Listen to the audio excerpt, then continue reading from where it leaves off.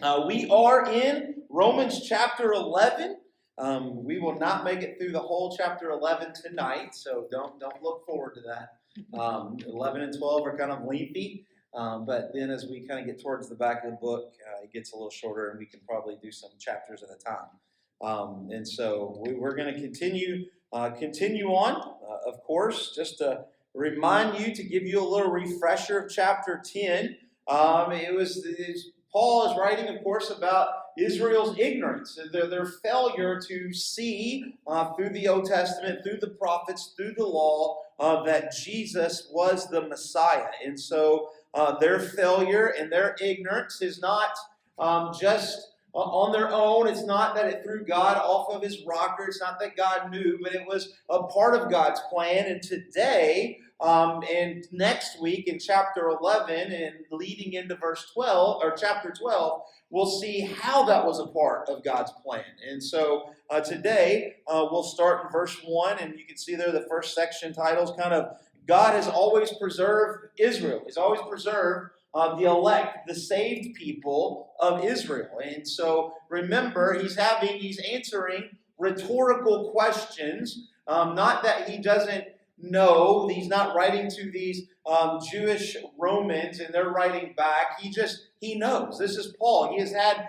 these conversations with Jews probably every day since his conversion and probably all the way up until the day he dies, right? So he's kind of answering questions before they're really asked because he knows how they're thinking. And so if you remember, if salvation is by faith alone and salvation is a gift of God and it is all of God saving, then what does that mean for us? And so as a Jew, he'd say, well, if salvation is a gift and he does all this, then what about the Jewish nation? Is everything that he promised Abraham, is that a waste? Is everything that we've done, is that a waste? Is it just kind of like a plan B and he just threw away plan A with Israel? And so he's answering that, and tonight he's going to say absolutely not. There's a purpose and there's a reason, and so Paul's going to go into some detail on what those reasons are. So in verse 1, we'll just start there, chapter 11. He says, I ask, once again, a rhetorical question, has God rejected his people? Has God rejected his people? That word rejected means to thrust away. It doesn't mean, and we'll kind of get a little bit more into this, it doesn't mean to just say, like an application, right? You get a job application and you look at it and you're like, no, I don't want it. It doesn't mean when it says reject away, it's not a rejecting at the beginning. It means to reject something like you don't want it anymore. So maybe when you were growing up or maybe with your kids or your grandkids, before Christmas, a lot of parents had them to go through their toys and to reject some older toys so they could receive some new toys. So the reject is not, he's not saying, has God rejected his people? Has he thrown them away before they've even gotten them? He's saying, has God received Israel? Israel, this is the promise. This is the covenant that God has made with Abraham. This is the promises that he's gone through this. And now that he has them, has God now decided to throw them away? So it's important that we understand what that rejected means. Not at the very beginning, but he's received them. But has he given them away? Once again, we see this word almost every chapter, and we'll see it twice in this chapter. By no means. Me gen amahi, right? Which is the strongest Greek expression. No, no, may it never be. Absolutely not. There's nothing more in the Greek language that says no. It's like no. Has God rejected his people? Has he thrown them away? No, by no means, never. For I myself am an Israelite, a descendant of Abraham, and a member of the tribe of Benjamin. So we can see there some things that we already saw in the last chapter. He's talking about himself, but he's once again reminding them and showing them that, hey, even though I am a missionary, even though I'm starting churches in Gentile nations, even though I am leading Gentiles to salvation, Hello, I'm Paul. I am a Jew, right? So if I say he's throwing you away, then I'm saying he's throwing me away, right? That's what Paul is saying. He says, no, I'm an Israelite. First proof, God has not rejected his chosen people. Paul was a believer and an apostle. We saw that at the very beginning. Paul, an apostle of Jesus Christ. And so he's saying, no, he hasn't rejected them. He hasn't thrown them out because I'm here and I'm saved. There's a plan. There's a purpose. But he's also a descendant of Abraham. He's not a proselyte to Judaism. When we think Jews in the Bible, a lot of them we just think because of their nation or their race. But a lot of people were proselytes into Judaism. You could be brought into Judaism through some classes, through a baptism, and through or marriage, right? So there's kind of three ways that you would get into Judaism. So he's saying, I'm a real Jew, is what he's saying. I'm not a proselyte, but he also says, I'm a member of the tribe of Benjamin. Now, the tribe of Benjamin, I put in there that this is a favored, kind of a most favored tribe of Judah, of Israel. When you read the Old Testament, you really have two tribes that really seem to catch God's eye, and God keeps them. And that's Judah and Benjamin. This is where kind of the most of the theologically correct thought process came out of. And so he's saying, hey, I'm a Jew. I'm a naturally born, racially born Jew, and I'm from Benjamin. I'm from one of God's most favored tribes. So I'm in this with you, right? So he's not preaching at them. He's reminding, hey, I'm one of you. A member of the tribe of Benjamin, verse 2, God has not rejected his people whom he foreknew. And so once again, we see this word rejected. Important to remember, it's not rejected at the beginning. It means to have, to hold, and to get rid of. Okay? So he's basically saying, we would put in Baptist words, right? You didn't lose your salvation, right? You didn't lose this. He didn't have you and then lose you. He keeps you to the end. Perseverance of the saints. All these words today is kind of what he's saying. He's saying that we have not been, God has not rejected his people, for he foreknew. And it's important, and we talked about this in chapter 8, but to foreknow or foreknowledge, it does not simply mean to be aware of something or to see something ahead, okay? That's to foresee. But to foreknow, the word foreknowledge or to foreknow, doesn't mean just to say God looked down through time and he saw it and so now he knows about it. It means that he looked down through time and he saw it and he made it be. There was a part of him doing something, right? And so here he's saying God has not rejected his people, for whom he foreknew, he saw, he brought in. Do you not know what the scriptures say of Elijah? How he appeals to God against Israel. So now he's going to bring in, we're going to see this several times tonight, he's going to bring in some illustrations. And so he's going to use Elijah. And we see a quote there in verse 3 out of 1 Kings 19. Do you not know what the scripture says of Elijah? Lord, have they killed your prophets? Lord, they have killed your prophets. They have demolished your altars. I alone am left, and they seek my life. Right? So you remember Elijah's being hunted. Queen Jezebel's after him. And he goes after he has the Mount Carmel experience. And he goes down and he prays, God, I'm all alone. I'm the last one. Please just take my life. Just look at this, right? Remember he does that, right? And so here he's using this as an example. He says, you remember that? But notice verse 4. But what is God's reply to him? I have kept for myself 7,000 men who have not bowed the knee to Baal. So he's saying, you remember when Elijah thought he was alone? You thought when he was rejected? You thought when he was the only person that was left? But all along, God knew. God had an eye on him. God was watching him. And at the very last moment, God comes in and says, Elijah, you're not alone. I've got 7,000 other prophets over here. You just feel like you're alone, but you're not. He's using this as an example for Israel, for these Jews, these Roman Jews that say, well, if salvation is this, then has God rejected us? We're the only people left. No, you're not. You remember Elijah? He thought he was the only one. But what happened? God had a plan. God had a purpose. You wasn't a part of that. Notice in verse 4, I underline there, God's reply. Just a kind of a great word there. It means a divine response, a divine oracle, revelation. It means ultimately that he heard God's voice. Okay, it's just kind of an interesting word in the Greek. He says, I've kept 7,000 men who have not bowed the knee to Baal. So too, at the present time, there is a remnant chosen by grace.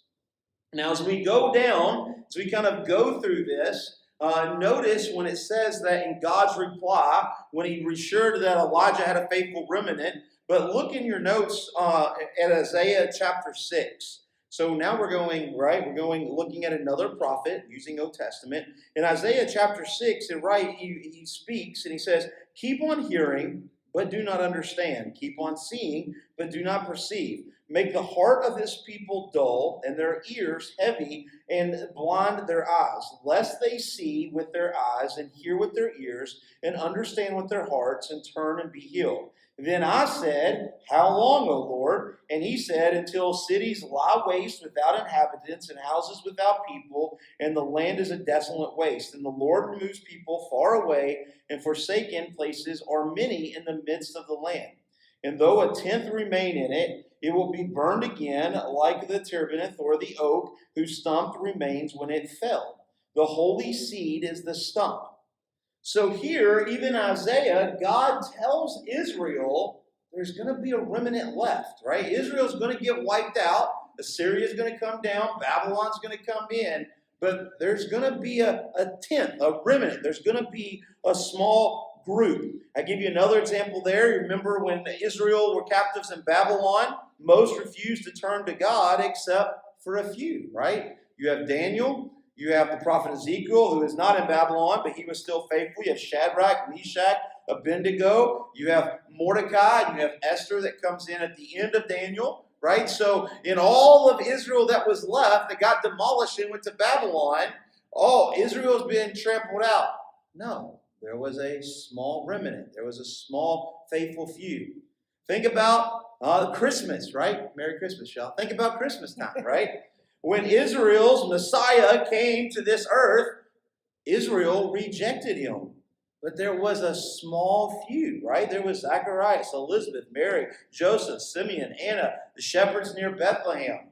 Even through his ministry, there were Jews who came to know Jesus Christ, and even after he was resurrected, Peter comes in, and 3,000 were saved, 5,000 were saved, and in the books of Acts, you start counting up the numbers, there were probably about 20,000 Jews who become Christians, which is fantastic. But when you look at all the Jews of all of Israel, this is 20,000. Let's say even the ones that Jesus saved, let's say 30,000. 30,000 in millions.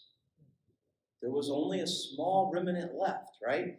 And now here, Paul's writing to these Jews, and they're saying, has God got rid of everybody? Has he thrown us away? Has he rejected us? No. It's all a part of God's plan. He promised a remnant. He promised this, and it went through Isaiah, and it went through Daniel, and it went through in Jesus, and even today, there's a remnant. There's a remnant. And if you read all the way to the very end of the Bible, what happens? Revelation comes, the tribulation happens, guess what? 144,000. There's a remnant. A small little group that will continue on the gospel, that will continue on the blessings, right? It's a part of God's plan. And so when he says that, but what is it that God's reply to him? There's a remnant. I have kept for myself 7,000 men who have not bowed the knee to Baal. So too, at the present time, there is a remnant, right? So you're not alone. It's what he's writing to these Jewish Romans, that you're not alone. There is a remnant. There's another small group that were chosen by grace or elected by grace. It all means the same. But before the foundations of the world, God graciously predetermined his choice of those physical descendants of Abraham who would become his spiritual descendants. Remember, we talked about last week, maybe the week before, I don't remember now. It literally is blurring together. But you remember, it's not that God just looked down and said, hey, I'll pick you and you're good to go. But it's not just God is a part of salvation, but it is also our rejection of Christ that plays a part of that, right? So it's not just God, it's our part too, but in the ultimate end, God is the one that gives us salvation. And so here, he's saying there is a remnant. There's a small group that has been chosen by grace through Israel that is believing in Jesus, that has faith, and from the beginning they have not rejected Christ, and they're continuing to go. Verse 6, but if it is by grace, it is no longer on the basis of works. Otherwise, grace would no longer be grace.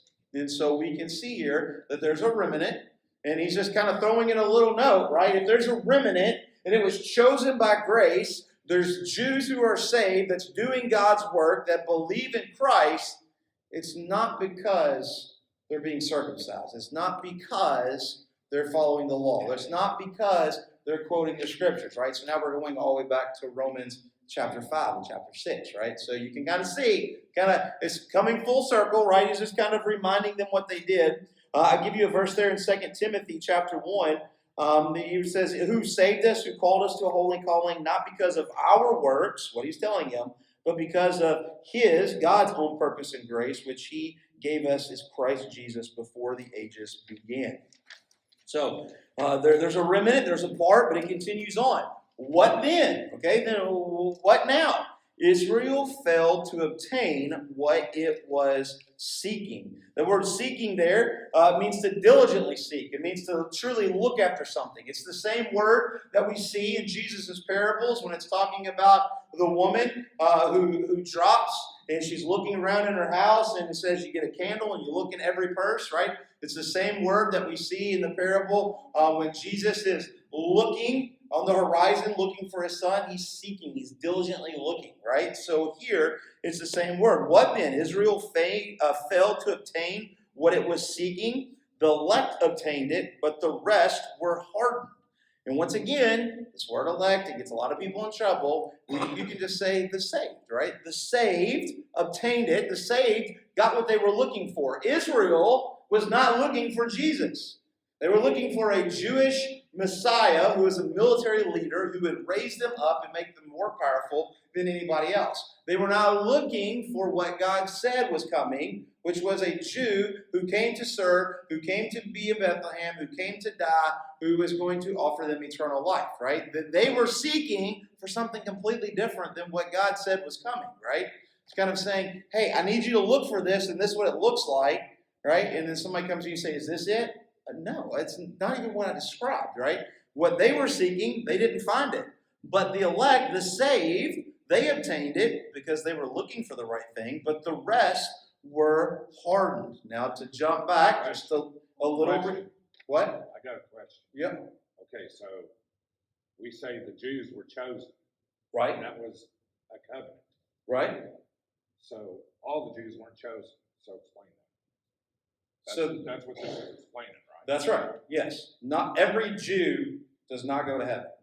That's what I'm saying. So just because we say it's God's chosen people, they're not all chosen. No, absolutely not. We see many times throughout the Old Testament the Jews that God rejects because some people get that wrong.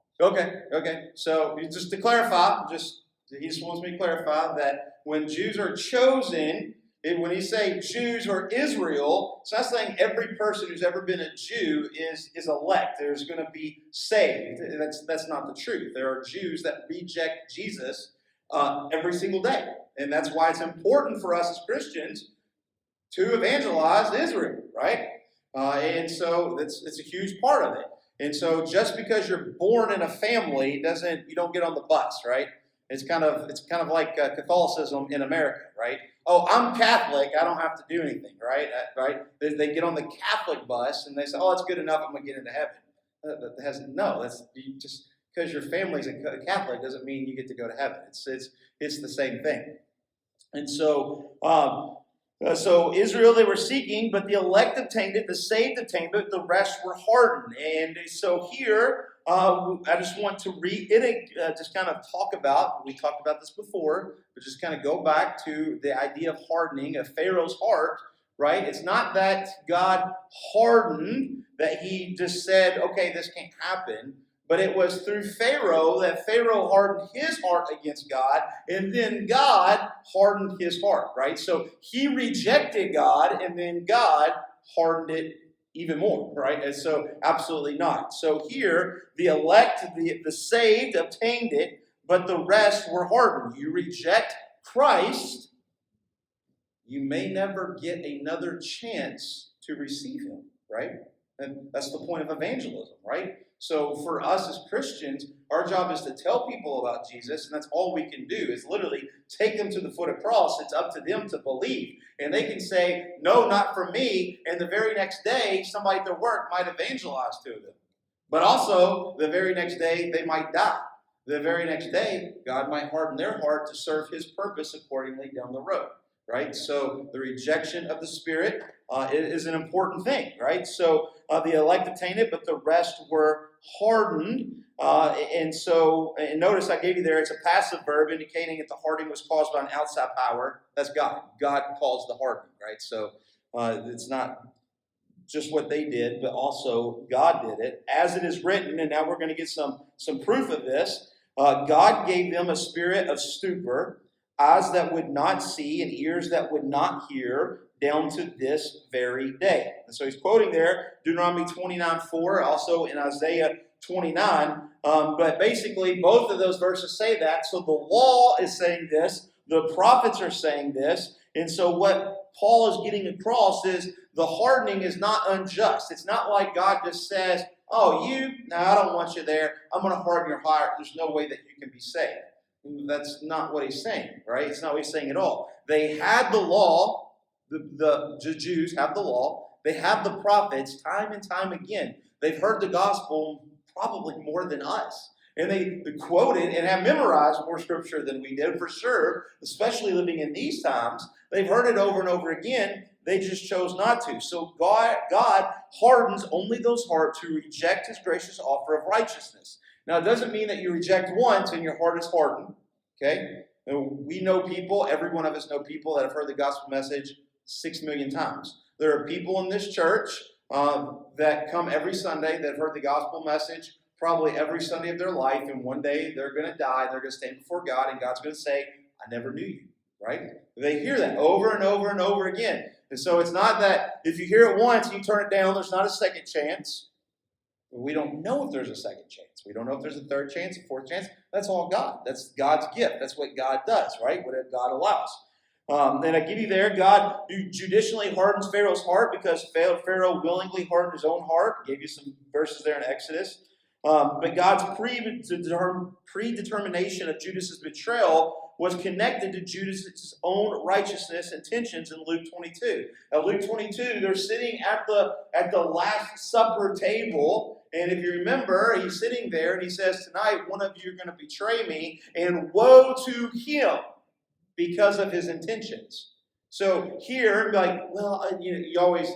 pastors always hear the weirdest questions, right? Well, is Judas in hell? Yes, he is. The scripture talks about it several places, several times, right? This is it. Jesus says, one of you is about to betray me, and woe to him. That's Old Testament for you're going to be on fire, right? You're going to hell. Woe to him because of his intentions. Because Judas rejected Christ, God hardened his heart so that he would reject, that he would sell him for the pieces of silver to prove to prophecy so that Jews would read that prophecy, know of Old Testament proof, of prophetic proof that may and probably did at some point lead somebody to Christ. So a lost person, through all the rejection, leads somebody to Christ because God worked good in all things, no matter the outcome of here on earth, right? And so that's what Paul's talking about. So he quotes this and he says also, and David says, let their table become a snare and a trap, a stumbling block and a retribution for them. Let their eyes be darkened so that they cannot see and bend their backs forever. So here, this is a quote out of Psalm 69. Psalm 69 is one of the most quoted Old Testament passages in the New Testament. So a little Jeopardy moment there for you. But Psalm 69, he talks about it. He says, so David says, let their table, this word table, even in the Old Testament and in Psalms, you'll see it a lot. And so in Psalms, the table means a place of safety, of feasting, a substance, a place that you feel safe. We could say it's your life, okay? Somewhere that you're comfortable, your home. And so here, David's writing, he says, let their table, let their comfort, let their safety become their snare and their trap, a stumbling block and retribution for them. Let their eyes be darkened so they cannot see and bend over their backs to ever. He says, let their salvation, let them, what they think is their salvation, the laws, the dress code, the dietary code, the memorizing of scripture, the prayer of the Shema every day. Let them, what they think is their safety, David says, let that become their stumbling block. They put all of their hope, not in Jesus, not in God, but in a bunch of rules and regulations. He says, let that be their stumbling block. Let that be their hope. And it says, let their eyes be darkened. New Testament say, let their hearts be hardened. So much so, it says, let them, that they cannot see and they bend their backs. When it says that they bend their backs, it's the picture of a blind person walking down a path, feeling their way, right? There's no seeing eye dogs a couple thousand years ago, okay, when David was around. They didn't have that. There was probably no white sticks with red tips, right? There was no crosswalks with beeping and bumpy tiles, so you know where to stop before you get ran over by a donkey cart, right? There wasn't that. So people would walk around. And so basically, David is writing, and Paul is quoting that says that the people who have the law, and that is their safety, it's become their snare, it's become their trap, and God has hardened their hearts so that they would basically be blind forever. They'd be bent over looking for their path forever. So in the first 10 verses, we get this idea that God has preserved the remnant in Israel, even though people have not believed, even though people have chosen to believe other things, even though God has hardened the hearts of some, God has kept a remnant. God has kept his promise all the way back in Genesis chapter 9, right? He's kept that promise and he keeps going. So there's a remnant. Verse 11, we get a kind of a change. It says that because of this remnant, it has delivered the gospel to the Gentiles. And we'll kind of get into this as we go. So 11, so I ask, because God has left a remnant, so I ask, majority of Israel has not believed. Did they stumble in order that they might fall? By no means. God has not allowed his chosen people Israel to fall into so much unbelief and so much disobedience that they are unsalvageable, right? So he's saying that there are people, right? There's Jews who have went to hell. But as a nation, as a remnant, they have not gone so far. They're not Elijah, dear Lord, I am the only person left in all of the world. Take my life. No. There's a prominent, there's a remnant, and there's for a reason, right? So did I ask, did they stumble in order they may fall? No, that's not what they did. God didn't start the Israel nation and give them blessings and covenant for them to all go to hell and the Gentile nations would raise. He hasn't forgot about Israel. By no means. Me genamihi, right? Rather, through their trespass, through their sins, salvation has come to the Gentiles. Through their stumbling, through their rejection, salvation has extended to the Gentiles. I give you Matthew chapter 8 there. I tell you, many will come from east and west and recline at table with Abraham, Isaac, and Jacob in the kingdom of heaven. While the sons of the kingdom will be thrown into the outer darkness, it is that place that there will be weeping and gnashing of teeth. Jesus even tells us there's people who come from the east and the west. That's Gentile territory, the east and the west, right? Think of Israel right in the middle.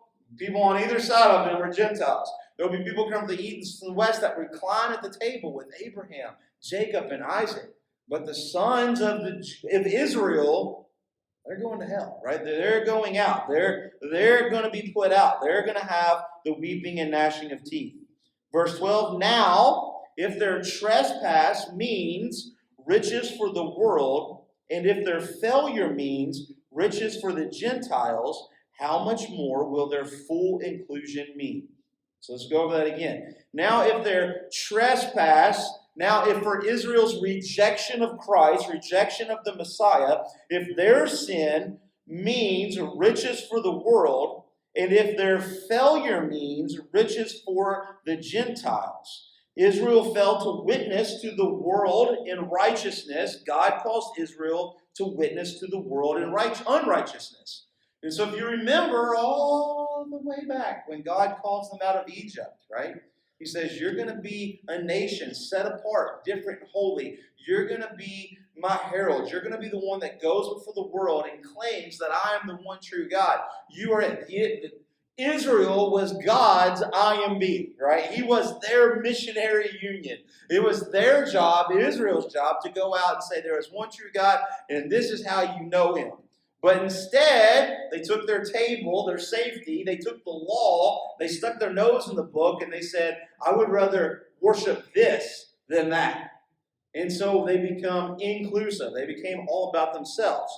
And so here, Paul is writing, it says, now if their sin, their rejection, means that the world became of something, because they rejected Christ, now it left somebody else not to reject Christ, and that's the Gentile, the world. If their failure means riches for the Gentiles, because God could not use Israel's faithfulness, because God could not look at Israel and point to Israel among the Gentile nations and say, this is what I want. This is my holy nation. I am holy, and this is what it is. And look at them. They understand. But instead, he says, look at them and don't do anything that they say. Right? Here's what I said. They did the complete opposite. So come and love me and do everything different than Israel did. Right? So he still used them for example, just not a good example, a bad example. Right? And sometimes we have to do that. Right? If you have more than one kid, and two kids do something bad, a lot of times you don't have to spank both. You can spank one and the other one, right? The younger one learns. Like, ooh, I don't want that, right? You got to have that. You can learn by bad example. I don't want to do that. If you're on a basketball team, a sports team, right? Remember baseball, we had to run foul poles, right? And so, you start running foul poles, and all the coaches go inside because they don't want to sit and run. And then you're running foul poles, and all the guys are like, okay, we got to run 30 foul posts. All right, okay. We're going to run 17 and say we ran 30, right? And then you walk back in, and the coaches are all sitting there talking, got everything. Hey, you guys run all 30? Yeah, absolutely, ran all 30. Yeah, I was thinking about running 31 just to show you we could be better. There's that one kid that's like, no, we ran 17. That's the kid that you beat up after the coaches leave, right? And then what happens? Then you have to go out and run 30 more because you lied about it, right? You're just like, now they're watching you, right? So sometimes bad teaches you good, right? Don't be that kid. Don't be that person, right? So God has delivered the gospel to the Gentiles. So even though Israel has not been the good example, God still used them, right? Nothing threw God off of his rocker. Verse 13, now I'm speaking to you, Gentiles. So now he's changed, right? So he's writing to Jewish Romans, right? But the Holy Spirit knew one day we're going to read this, right? He knew that the Christians of Rome is going to pass this around, even the Jewish Christians, and Gentiles are going to read this, right? It's amazing. God knows we'd be reading this 2,000 years later, right? I'm speaking to you, Green Acres Baptist Church, right? Gentiles. Inasmuch, then, as I am an apostle to the Gentiles, I magnify my ministry in order somehow to make my fellow Jews jealous. Now we're going to stop there. He's an apostle to the Gentiles. Paul didn't want to underplay his special calling. Okay? His calling, what Jesus told him to do, the resurrected Jesus, was go to all ends of the world, right? He was a Jew. He gave up everything he had to go witness to the Gentiles, right?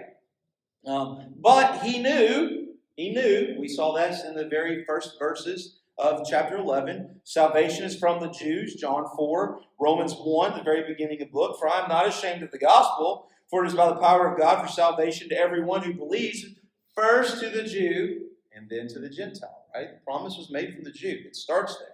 And we're going to get some kind of explanation more on that. But it's there, right? So we have this. I magnify my ministry in order somehow to make my fellow Jews jealous. Now, when we think of the word jealous, we think negative. We think sin, right? We think like, ooh, she has a nice car, right? She has a brand new Jeep Cherokee. I wish I could have a brand new Jeep Cherokee. Wish I could play piano. You're going to have this, right? You're kind of like, That's what we think of jealousy. It's a different word for jealousy. It's not a sinful jealousy, but he's saying, what I do want to say is, man, look at the hope, the joy, the peace. Look at the fruit of the spirits that the Gentiles have. And God has promised us, we're a Jew. My great-great-great-great-great-granddaddy's Abraham. How come I can't have that? I want that. Oh, I can't have that? Oh, what do I got to do? I got to believe. Okay, right? So there's a jealousy that's without sin. So he's not saying I want to make people sinful. Okay, it's not Paul's message here. In order somehow to make them fellow Jews jealous and thus save some of them, right? So all the things, all the gifts of the Spirit that the Gentiles are getting, that the communion of church, the fellowship of church, all the things that he's been doing, that the Jews see, man, I want that. I don't get that in my synagogue. I want that. Okay, well, you can have this. Verse 15, for if their rejection, the rejection of Jesus, means the reconciliation of the world, what will their acceptance mean but life from the dead? So what will their acceptance mean? The tragedy of their rejection will be surpassed by the glory of their acceptance. So even though they rejected Christ, then they see the Gentiles and they see what Paul's offering. They see what God is giving. They see the fruits of the Spirit. And they see all this and they say, man, I'm really jealous. I want this Jesus thing. And Paul says, well, here's how you have this Jesus thing. He came to you down on a cross, and it's by faith, and it's this. And they say, man, I'm in. I want that. I want to be saved. Even though rejected the Messiah, which is a horrible sin, their acceptance of Jesus surpasses the rejection, right? And so today, we get questions as Christians who are hopefully talking to lost people every day, talking to people, and they say, I can't do that church thing. You don't know about my past. The acceptance of Jesus is far better than the rejection of Jesus. The acceptance of Jesus will surpass anything in your past times a million, right? You cannot be too far from God. You cannot be too dirty. You cannot do too many bad things. The acceptance of Jesus is life, right? That's what it says. If we get a little example here, a little cooking example, if the dough offered its first fruits is holy, so is the whole lump, and if the root is holy, so are the branches. The dough, which is the word aparche, which means first fruits. We know this from the Old Testament, right? So if you're gonna whatever, but we're gonna use dough. So if you make a big thing of dough, you would take 10% of that dough, you would roll it out, whatever, and you're gonna say it's 10%. You're gonna cut it off, and you're gonna give that as first fruits. That doesn't mean you just throw it in the trash can. Basically, if you were in your house and you're making, some Jewish biscuits, which are called tortillas in Mexico, but whatever, right? And so if you're making some biscuits, you're going to cut 10% aside, and for that brief moment, you're going to say, God, thank you so much. Thank you for just providing for my family. Just thank you for blessings. Thank you for this. This is yours, right? This is yours. Now, if that 10%, that first fruits, that aparche, right? If that is given holy, what does that make the rest of the bunch? It makes it holy too. You cut it out of the same thing, right? You're kind of like, it's the same thing, right? So it's kind of like saying, I have a Snicker bar, and I want to give you a bite. And so I cut off a piece, and you just take that piece, and you're like, man, that is so delicious. I haven't had a Snicker forever. Hey, can I have another piece? No, the rest of it tastes like garbage, and you just throw it away. The rest of the Snicker bar is just as good as the bite you cut off for somebody. It came from the same loaf, from the same lump, right? And so here, Paul is just using this. He says, so if the dough offered is the first fruits, so is the whole lump. If the root is holy, if the thing that you plant at the very bottom, the stump of the tree is holy, then so are the branches. So is its produce, right? You can't take a seed and be like, man, the seed is holy. This is great. This is a great tree. And it starts to grow and you're like, oh, I don't like this anymore. This is terrible. And you just like kick it over and burn it or whatever. Right? It doesn't make sense. And so, but spiritually, if the beginning of it is holy, then so is everything else. If Israel, the very beginning, Abraham, covenant, all families, all things will come from you. If Israel is holy, and 10% cut off, the remnant, right? What does that make all of it? It makes it all holy, right? For the root, it does, right? It all has a reason. It all has a part. Everything that it produces is holy. Verse 17.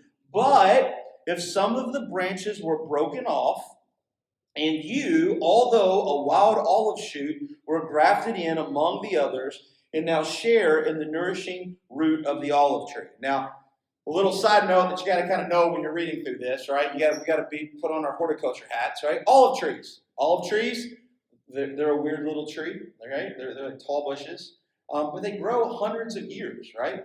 If you've been to Israel and you're standing across from Jerusalem, you're standing at the Four Corners Church, the Garden of Gethsemane is right there, right? There's two trees that presumably date back to the period, to the period of Christ, right? These are 2,000-year-old trees, right? Those are old trees, right? They're almost old as Wiley, right?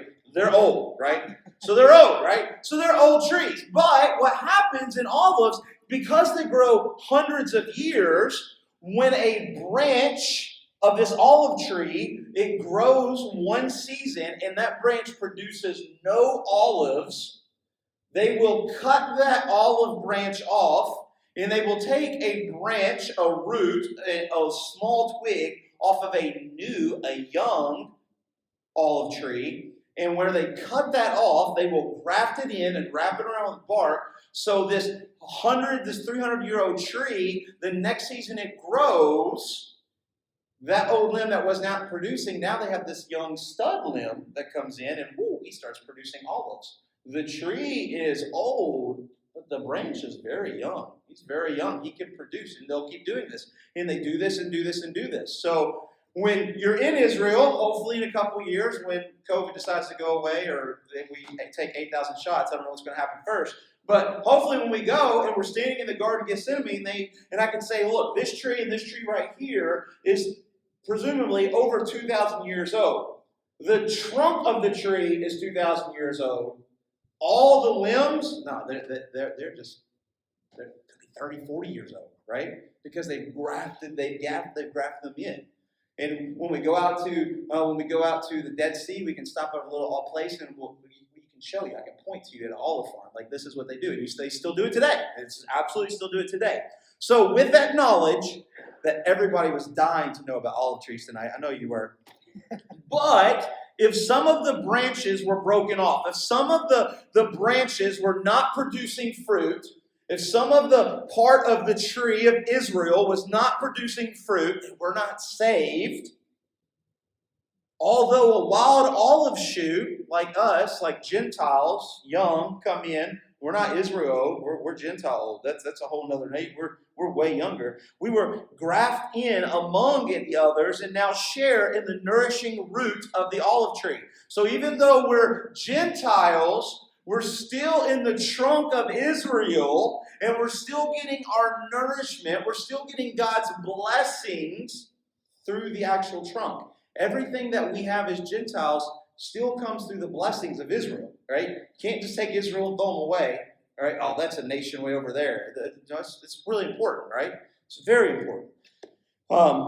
And if you're reading through Hebrews, you kind of know, and you're going to get to know in a few more weeks, right? So it's important, right? So now they're sharing in the right root of olive tree. Do not be arrogant towards the branches, right? So as Gentiles, we're not to be arrogant of Israel. We're not to be arrogant of the ones that were cut off, that were not producing. Oh, well, look at us. The Gentiles, we have it all better. Ooh, I'm younger. I'm better. We can do this, right? We're not to be arrogant. If you are arrogant, remember it is not you who supports the root, but the root that supports you. Remember, Gentiles, you don't make Israel better. Israel makes you better. The blessings of God have been proved out for 4,000 years that comes through you. That gives you a better place to stand on. You do nothing for God. God does everything for you. Then, verse 19, then you will say, branches were broken off so that I might be grafted in. That is true. Paul agrees, right? That is true. People, unfruiting branches were broken off, so Gentiles could be put in true. That is true, but they were broken off because of their unbelief. But you stand fast through faith. The breaking off and the grafting in were based on belief, not of racial or national superiority, right? It's not saying that we're better than them, Gentiles are better than Jews. It's all about faith. So what's the most important? Is faith. It's the only reason we were grafted in, because we were faith. Because Israel rejected Christ, and because of that, God used that as an example to say, hey, this is what I wanted, this is what they did not do, and here's how I punished it. And then today we say, well, we don't want to be like them. We want you, Jesus. And we choose Jesus, and we have that. For many of you, I think all of you, you're younger than me. You probably came up in a time of revivals, fire and brimstone, and all those good preaching back in the day. What were they talking about? They were using examples of Israel. They were using, how do you know if you are not faithful, you will go to hell? Time and time and time again in the Old Testament, if you are not faithful to God, He will cut you off. If you are not faithful to God, He will open the ground and swallow you up. If you are not faithful to God, He will do this. If you're not faithful to God, He will send a Syrian army. If you're not God, He will send a Babylonian army and wipe down everything. If you are not faithful, the Romans will come. Right? Time and time again. Example, example, example. And as Gentiles, we see that and we say, well, we don't like that. We've learned from the bad example and we say, we don't want that, right? But that's true. We're broken off. We stand fast through faith. So do not become proud, but fear. 1 Corinthians 10:12, therefore let anyone who thinks that he stands take heed lest he fall. We see this. It's the same warning. We get one in Romans, one in Corinthians, right? We're not better than anybody. All right? We're as good as ourselves. That's it. It's all we got, right? We're only good because of Jesus, not because of anything we do. Verse 21, for if God did not spare the natural branches, if God did not spare Israel, neither will He spare you, Gentiles, right? If Gentiles come in and we're not producing fruit, what happens? We're cut off, right? We're cut off. So if He didn't do this with Israel, who He had the covenant, He had the promise, He walked through, He would do the same with us. Verse 22, note then the kindness and the severity of God. That word severity means to cut right off or to cut quickly, just super fast, right? Note the kindness and the severity of God. Severity towards those who have fallen. The word pipto means to fall down and become completely ruined. It doesn't mean to fall away. It doesn't mean to wander. It doesn't mean to sin one time and God cuts you off. That's not what it's talking about. Piptu means to fall down to complete ruin where there's no hope of rebuilding, right? So you would see this a lot in the Old Testament, talking about like a tower or a building that fell, and no matter how many king's horses and king's men, they couldn't put Humpty back together again, right?